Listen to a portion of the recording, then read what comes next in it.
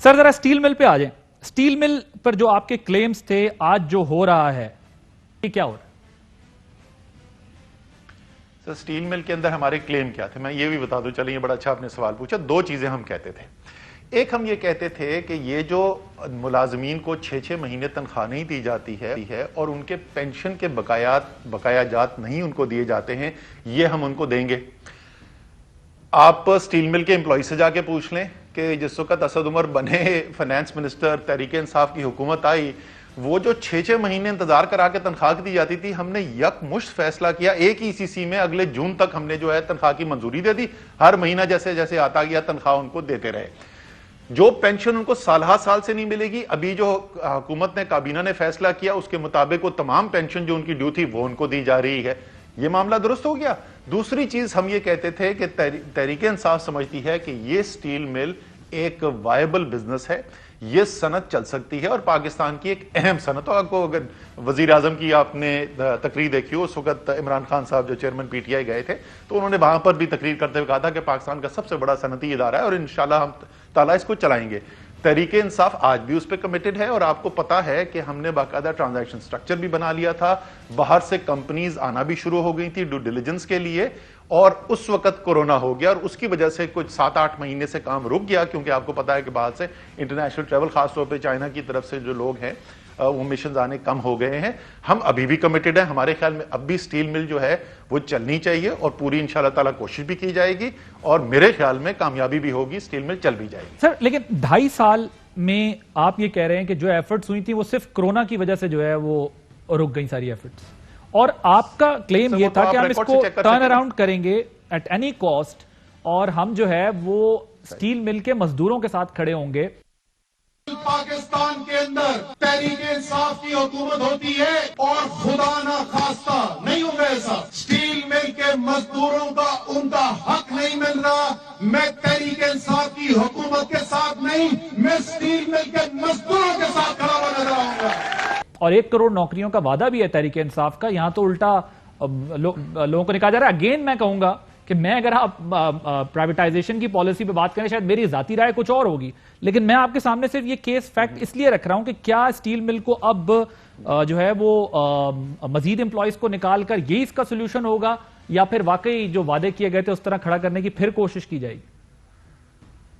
Sir मैं आपको जैसे अर्ज कर रहा हूं ना कि ये सिर्फ मैं अभी प्रोग्राम में बैठ के क्लेम नहीं कर रहा है, तो रिकॉर्ड की बात होती है। रिकॉर्ड निकलवा के देख लें कि क्या ईसीसी का फैसला हो गया था या नहीं, सीसीओपी के अंदर ये स्टील मिल का फैसला गया था या नहीं, क्या वहां पर शॉर्ट लिस्टिंग के लिए लोगों ने अपने कागजात जमा कराए थे या नहीं, क्या फाइनेंशियल एडवाइजर अपॉइंट हुआ या था नहीं।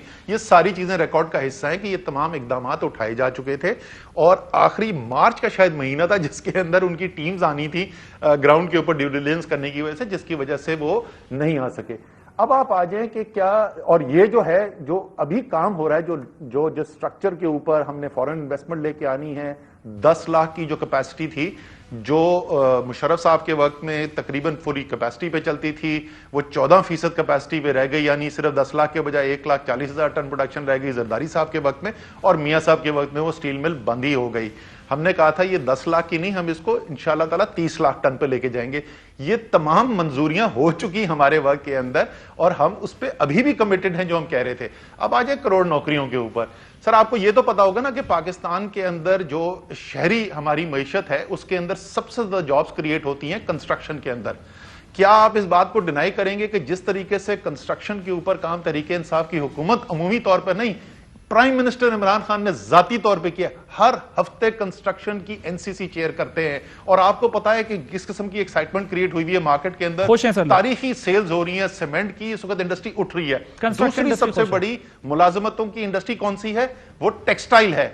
फैसलाबाद जहां पर फैक्ट्रियां बंद हो रही थी, 5 लाख से ज्यादा मजदूर जो हैं उनको नौकरी से निकाल दिया गया था। आज फैसलाबाद के टेक्सटाइल ओनर से पूछें, उनको मजदूर मिलने में कमी हो रही है। जनाब, नौकरियां सिर्फ सैकड़ों में नहीं, हजारों में नहीं, लाखों में प्रोड्यूस हो रही हैं।